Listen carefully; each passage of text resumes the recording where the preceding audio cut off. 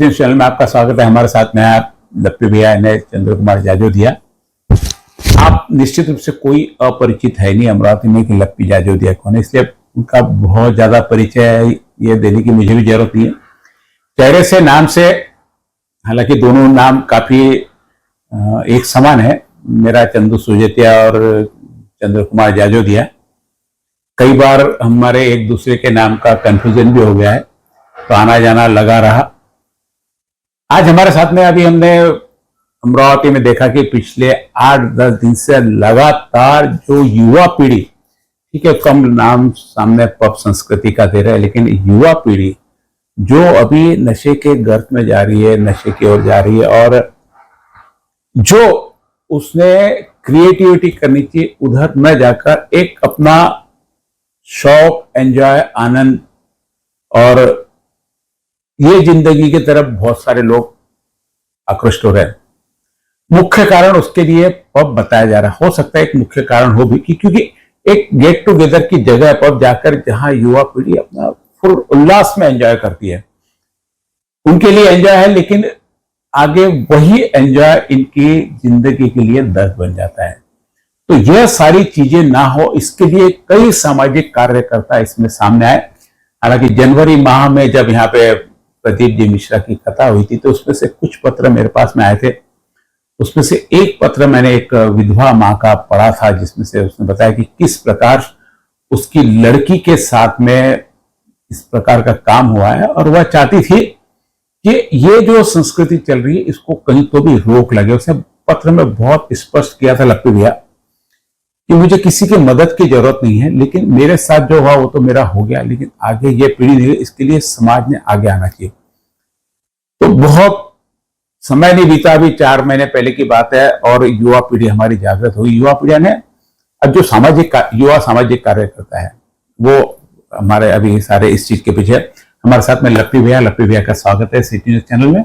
जानते हैं कि क्योंकि ये भी समाज कार्य में युवा पीढ़ी को सुधारने, ये धर्म के मार्ग पे ले आते, शांति के मार्ग पे ले आते, समाज कार्य के मार्ग पे ले आते, और रामदेव बाबा से जुड़े हुए हैं। तो जानते हैं कि किस प्रकार की ये जो दुविधा में फंसे हुए युवा पीढ़ी चाहती है, बोलती है हमको एंजॉय करना है, और जो समझदार जो इस एज में से निकले वो कहते हैं कि इसका भविष्य आगे खराब है। इन चीजों के बीच में संतुलन कैसे, अब संतुलन तो क्या कह सकती, इस चीज से युवा पीढ़ी को हम बाहर कैसे निकाला जा सकता है और क्या प्रयास और हो सकते हैं, हम जानते हैं लप्पी भैया से। लप्पी भैया, सारे अमरावती की खबर आपके पास में है ही, और आप शायद 1-1.5 महीने से अभी अमरावती नहीं है। इसी बीच पीछे अमरावती में काफी कुछ हो गया। इलेक्शन तक तो आप साथ में थे, इलेक्शन का सारा आपको सब मालूम है। 4 तारीख को चुनाव होने, रिजल्ट आने जा रहा है। जो भी है अभी सब मत पेटी में बंदा, पर उसकी चर्चा कभी और ले लेंगे। आज हम जो अभी वर्तमान में अभी चल रहा है, युवा पीढ़ी नशे के गर्त में जा रही है, उसका टारगेट हमारे यहाँ पब को किया गया है कि पब बंद होने चाहिए, पब बंद होने चाहिए। बहुत जो उसके तरफ आकर्षित लोग, शायद बहुत कुछ कंट्रोल हो जाए, लेकिन इस युवा पीढ़ी को आप क्या संदेश देंगे, और जो सामाजिक कार्यकर्ता इसमें लगे उनको क्या दिशा निर्देश देंगे, किस प्रकार करना चाहिए उन्होंने?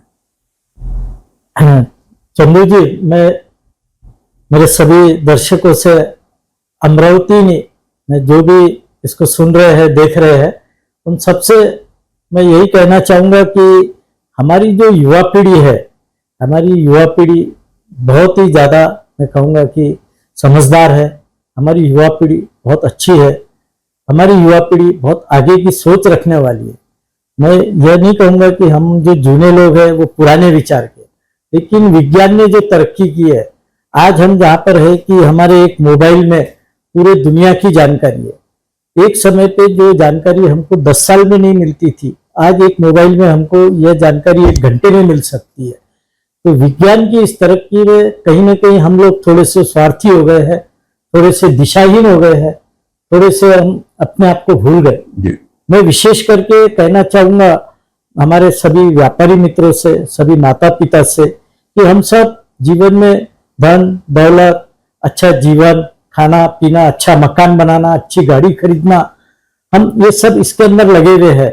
लेकिन हम लोग अच्छा बंगला बनाना, अच्छा इंटीरियर करना, अच्छे से खाना, लेकिन हमारे बच्चे जो है, हम हमारे बच्चों को अच्छी शिक्षा दे रहे हैं, अच्छा एजुकेशन दे रहे हैं, उनको बाहर पढ़ने भेज रहे हैं, चूंकि अमरावती में यहाँ पर विद्यापीठ है, उस वजह से यह शैक्षणिक नगरी है। वैसे ही महाराष्ट्र में पूना भी एक शैक्षणिक हब है कि जहाँ पर शिक्षा के लिए हजारों युवक युवतियां आती है।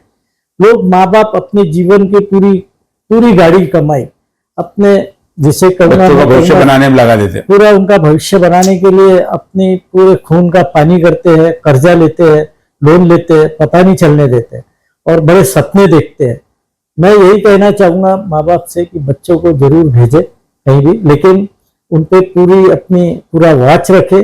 और युवा पीढ़ी को विशेष करके मैं कहना चाहूंगा कि देखिए पब तो हर जगह खुलेंगे, हर जगह चलेंगे, बहुत सारी दुनिया में प्रलोभन है, सट्टा है, नशा है, अलग अलग प्रकार के व्यसन है, कहीं पे तंबाकू का है, कहीं और भी नशीले दुनिया भर के शौक है। तो आप सबको इन शौक में नहीं जाते हुए हमको अगर अच्छी जिंदगी जीना है सबको, मैं तो यही कहना चाहूंगा विशेष करके हमारे माता पिता से कि अपने बच्चों का वो ध्यान रखे।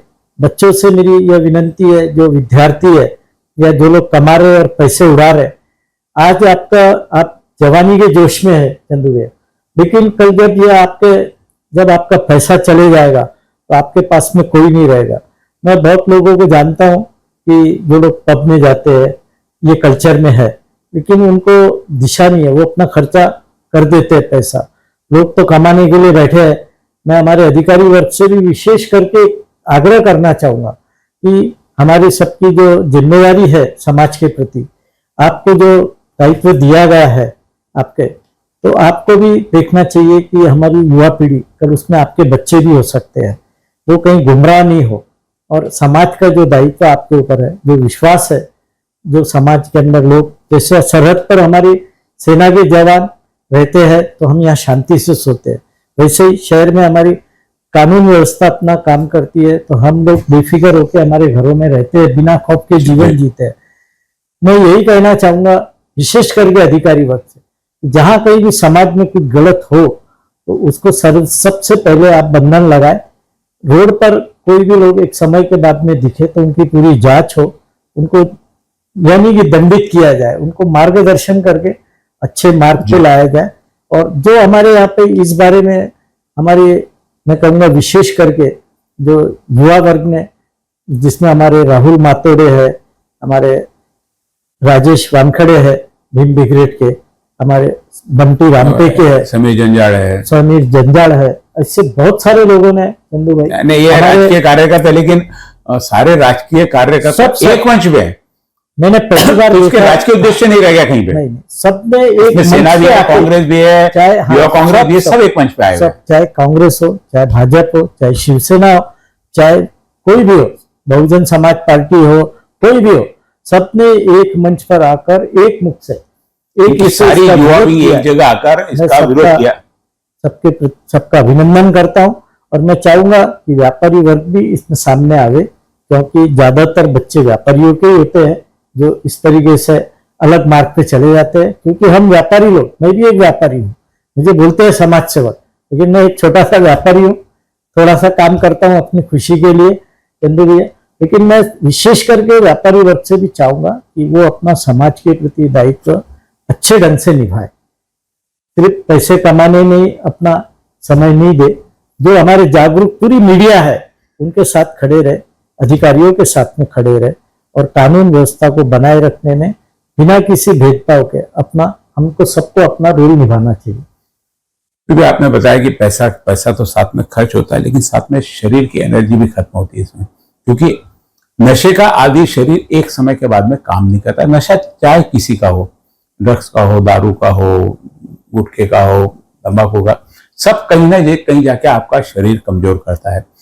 तो ये भी चीज का एक अवेयरनेस होना चाहिए कि भाई कौन सी चीज से क्या खराबी होती है, गुटखा खाने से क्या होता है, सिगरेट पीने से क्या होता है, ड्रग्स लेने से क्या होता है, गांजा पीने से क्या होता है। एक इसकी क्या होता है, एक सामूहिक मुहिम चाहिए, इसमें आप अधिकारी वर्ग चाहिए, आपको शैक्षणिक लोग भी चाहिए, क्योंकि क्या है, माँ बाप के बाद में सबसे ज्यादा जो असर करता है वो शैक्षणिक क्षेत्र करता है। माँ बाप घर में 2 घंटे भी उनको बच्चों के साथ में बिताने को, या तो बच्चे के पास समय नहीं है या माँ बाप के पास समय नहीं है, क्योंकि पढ़ाई की सिस्टम अभी ऐसे होगी कि सुबह 6 बजे से बच्चा जाता है तो रात को 10 बजे तक ट्यूशन पढ़ते रहता है, क्योंकि उसको मार्क्स लेने हैं, ITI में जाना है, IIT में जाना है, ये सारी चीजों के पीछे पूरा समय उसका शैक्षणिक चीज में जाता। तो अभी मुझे लगता है आपने जैसे पेरेंट्स का, माँ बाप से ज्यादा जिम्मेदारी शैक्षणिक क्षेत्र की, क्योंकि उनके संपर्क में लोग ज्यादा रहते, बाहर ज्यादा रहते। तो हमारी शैक्षणिक संस्थाएं भी अभी मुझे नहीं लगता कि इस चीज में किसी का अवेयरनेस है। उनको अपने 45 मिनट की क्लास देनी है और एक लंबा चौड़ा होमवर्क दे देना, उनको छोड़ देना। तो कहीं तो भी शिक्षा व्यवस्था भी, क्योंकि पिछले 4 महीने मैंने कहीं पढ़ा था भी कि 40 से 45 कोटा के छात्रों ने वहां पे आत्महत्या कर ली। तो ये बहुत, यानी पढ़ाई का प्रेशर भी, माँ बाप की अपेक्षाएं इतनी ज्यादा बढ़ गई पूरी की पूरी कि मेरे बच्चे ने ये बनना चाहिए। उस चक्कर में वो सारा प्रेशर झेल नहीं पाता और कहीं तो भी ये ड्रग्स का आदी होता। अब क्या होता, हम सीधा पब के पीछे जा रहे, पब संस्कृति, अरे वो क्यों जा रहा, उसके पीछे भी साइकोलॉजी के कारण ढूंढना बहुत जरूरी है। क्योंकि पढ़ाई का प्रेशर, घर का प्रेशर, माँ बाप बोलते हैं, हमने जैसे आपने बताया कि कर्जा लेके तेरे को पढ़ा रहे, तो उसको भी लगता है मेरे माँ बाप ने इतना कर्जा लिया तो मैंने पढ़ा, लेकिन उस चीज को सहन नहीं कर पाता। तो कहीं तो भी इस चीज से मुक्त होने के लिए ड्रग्स की तरफ जाता है। इसके बारे में आप क्या कहेंगे? इस बारे में मैं यही कहना चाहूंगा कि यह जीवन बहुत सुंदर है। मानव जन्म, कहते हैं कि मनुष्य की देह में आने के लिए देवता भी तरसते हैं। जी। हमको कहते हैं कि 84 लाख योनियों में जन्म लेने के बाद या 84 योनियों में जन्म लेने के बाद में ये दुर्लभ मानव जीवन मिला है। यह हमारे जीवन में एक उपलब्धि है कि हमको ऊपर वाले ने यहाँ भेजा है कि हम यहाँ पर आए, इस धरती पर अपना अच्छे से हमको जो रोल दिया है उसको अच्छे ढंग से हम लोग निभाए, क्योंकि यह जीवन बहुत सुंदर है।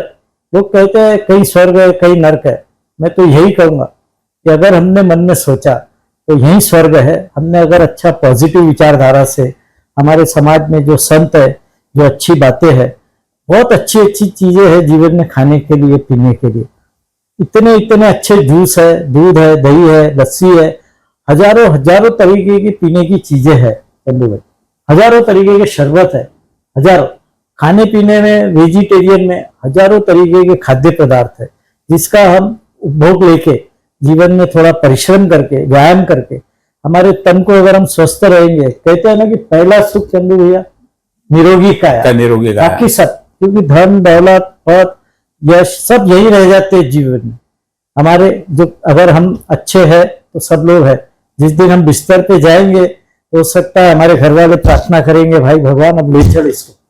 तो हमको नहीं होता, इतना लाचार नहीं बनना है कि कोई हमारे लिए प्रार्थना करे कि भगवान इसको अब ले चल। 2 सेंटेंस में अपनी बात बोल रहा हूं कि यह जीवन, वापस से कह रहा हूं, बहुत सुंदर है। हमारे अभी जो ये मोबाइल है, इसमें आपको बहुत सारी हजारों लाखों अच्छी चीजें दी है। इस पे आप शिवानी दीदी को सुने, जैन संतों को सुने, आप बड़े बड़े मोटिवेशनल स्पीकर है, संदीप माहेश्वरी से लेके तो असंख्य, आप इनको सुन के फॉलो करें जीवन में। मैं पक्का बोलता हूँ आपका जीवन बदल जाएगा। और जीवन में दुर्व्यसन में पैसे लगाना और इस अच्छे दुर्लभ मानव शरीर को हमने इसका नाश करना, यह बहुत बड़ा गुनाह है। ऐसे गुनाह से हमको बचना चाहिए। और मैं माता पिता से भी निवेदन करूंगा कि आप अपने बच्चों पे जरूर से वॉच करें। बच्चे भूले होते हैं, अज्ञानी होते हैं, चाहे कितने ही पढ़ ले लिख ले। और मैं विशेष करके हमारे जो शिक्षक है, एजुकेशन संस्थाएं हैं, उनसे भी एक निवेदन करना चाहूंगा कि वो अपने स्टूडेंट पे थोड़ा वॉच रखे कि वो हमारे बच्चे का बिहेवियर कैसा है, उसका कहीं कोई बिहेवियर चेंज तो नहीं हो रहा है, वो कहीं गलत मार्ग पे तो नहीं जा रहा है। और मैं सभी मित्रों से, क्योंकि हर एक के जीवन में कोई ना कोई मित्र होते हैं, बिना मित्रता के मैं नहीं समझता हूँ कि कोई जीवन किसी का चल सकता है। किसी का एक मित्र होता है अच्छा, किसी के 2, बाकी तो 3-4 हुए तो वो मैं नहीं समझता कि अच्छे मित्र है, वो फिर आपके काम पूरते मित्र है। मैं सभी मित्रों से निवेदन करूंगा कि आप अपने मित्रों पर नजर रखें। अगर कोई गलत राह पे जा रहा है तो उसको गलत राह पे, गलत व्यसन से उसको बचाए, उससे वो खुद ही बचेंगे। क्योंकि जीवन में मित्रता से बड़ा कोई रिश्ता नहीं है। माँ बाप तो जिन धरती के भगवान है हमारे, देखिए उनके बाद में हम भगवान को बोलेंगे, माँ बाप को, लेकिन मित्रों का पहला है। क्योंकि मित्रों के संगत में हम कहते हैं ना, जैसी संगत वैसी रंगत। तो हमारे को जैसा चित्र वैसा चरित्र बोलते हैं। तो मैं सब मित्रों से, हर एक से मेरा निवेदन है कि अपने मित्रों के तरफ ध्यान दे, कोई गलत मार्ग पे नहीं जाए। इस जिंदगी, वापस से बोल रहा हूँ, बहुत सुंदर है चंदू भाई। और हम सब एक अच्छे जीवन की कामना के साथ आज की इस और ये बहुत अच्छे ढंग से कि यदि बच्चा पढ़ाई के प्रेशर में आता है, क्योंकि क्या है, हम कोई भी चीज जब करते रहते तो एक उसमें थकान निर्माण होती है। मशीन को भी हम हफ्ते में एक दिन आराम देते हैं, जब हम जॉब पे जाते हैं तो हमको एक दिन की छुट्टी मिलती है।